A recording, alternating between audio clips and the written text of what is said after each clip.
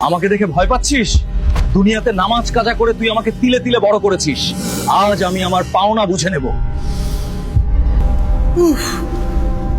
আমার হাড়গুলো ভেঙে যাচ্ছে, মাটি আমাকে খেয়ে ফেলছে। কোথায় পালাবি?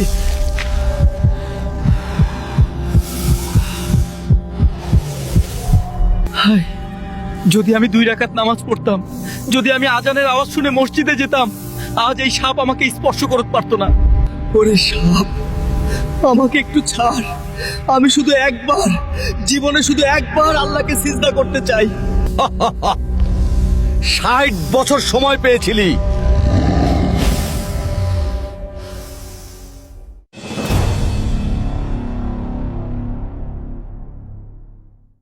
দুনিয়ার বন্ধু বান্ধব, স্ত্রী সন্তান সবাই আপনাকে কবরের গর্তে নামিয়ে দিয়ে চলে এসেছে। তারা এখন বিরিয়ানি খাচ্ছে আর আপনি মাটির নিচে একা। কিন্তু দাঁড়ান, আপনি একা নন। যদি আপনি দুনিয়াতে নামাজ না পড়ে থাকেন, যদি আল্লাহর হুকুম অমান্য করে থাকেন, তবে আপনার জন্য অপেক্ষা করছে এক ভয়ঙ্কর নতুন সঙ্গী। তার নাম সুজাউল আকরা। রাসূলুল্লাহ সাল্লাল্লাহু আলাইহি ওয়াসাল্লাম বলেছেন, কবরে পাপীর জন্য এমন এক সাপ নিযুক্ত করা হবে যার নাম সুজাউল আকরা। সে অত্যধিক বিষের কারণে টেকো, মাথায় চুল নেই এবং তার চোখের ওপর 2টি কালো বিন্দু আছে। সহিহ বুখারী 1403। সে যখন কথা বলবে তার মুখ থেকে আগুনের হলকা বের হবে। সে যখন ছবুল মারবে তখন 70 গজ মাটির নিচে আপনি দেবে যাবেন। কবরের প্রশ্ন উত্তর শেষ। মুনকার ও নকির ফেরেশতা চলে গেছেন। বেনামাজি ব্যক্তিটি ভয়ে এক কোণায় কুঁকড়ে আছে। ঠিক তখনই কবরের নিস্তব্ধতা ভেঙে এক বিকট গর্জন শোনা যাবে। মৃত ব্যক্তি দেখবে তার পায়ের দিক থেকে এক বিশাল অজগর সাপ পেঁচিয়ে পেঁচিয়ে ওপরের দিকে উঠে আসছে। সাধারণ কোনো সাপ নয় এটি। হাদিসে এসেছে, এর বিষ এতটাই তীব্র যে এই সাপ যদি দুনিয়ায় একবার নিঃশ্বাস ফেলত, তবে কেয়ামত পর্যন্ত পৃথিবীর মাটিতে আর কোনো ঘাস বা গাছ জন্মাত না। সাপটি মৃত ব্যক্তির বুকের ওপর উঠে ফণা তুলবে।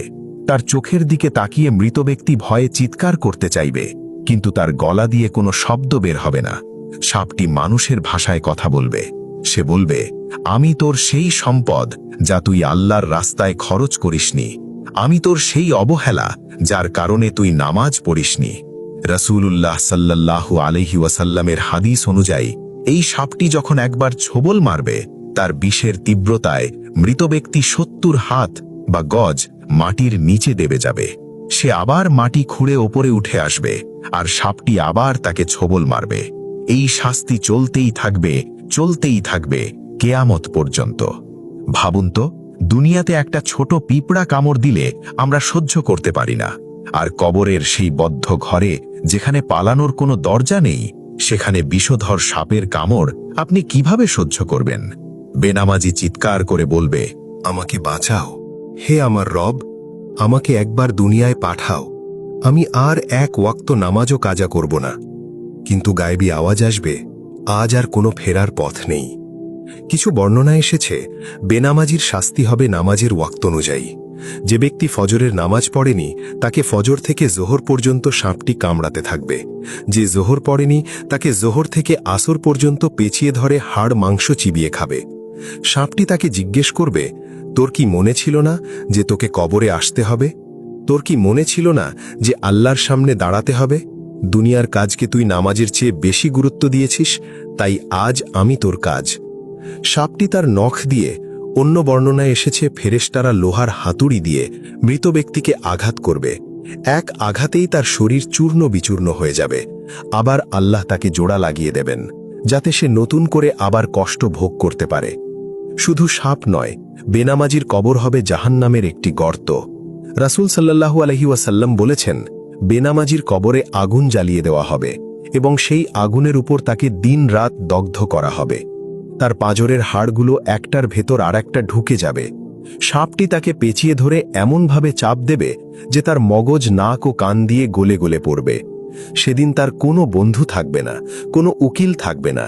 তার সঙ্গী হবে শুধু তার বদ আমল, যাই কুৎসিত সাপের রূপ ধরে তাকে গ্রাস করবে। প্রিয় ভাই ও বোন, এই ভয়ঙ্কর দৃশ্য থেকে বাঁচার কি কোনো উপায় নেই?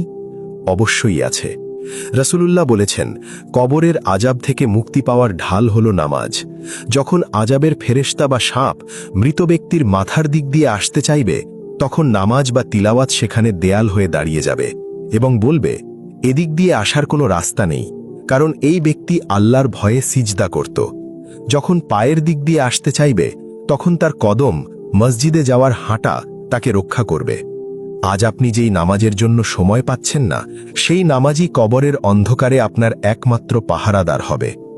ভিডিওটি শেষ করার আগে নিজের বুকের উপর হাত রেখে একটি প্রশ্ন করুন, আজ রাতে যদি আমার মৃত্যু হয়, আমি কি সুজাউল আকরার মুখোমুখি হওয়ার জন্য প্রস্তুত? ওই বিষধর সাপ আপনার জন্য অপেক্ষা করছে, যদি না আপনি এখন থেকেই তওবা করেন। আসুন, রমজান আসার আগেই আমরা পাক্কা নিয়ত করি, জীবনের শেষ নিঃশ্বাস পর্যন্ত আর এক ওয়াক্ত নামাজও ছাড়ব না। হে আল্লাহ, আমাদের সবাইকে কবরের সাপ এবং জাহান্নামের আগুন থেকে হেফাজত করুন। আমিন। সবাই কমেন্টে লিখুন, ইয়া আল্লাহ, আমাদের কবরের আযাব থেকে রক্ষা করুন।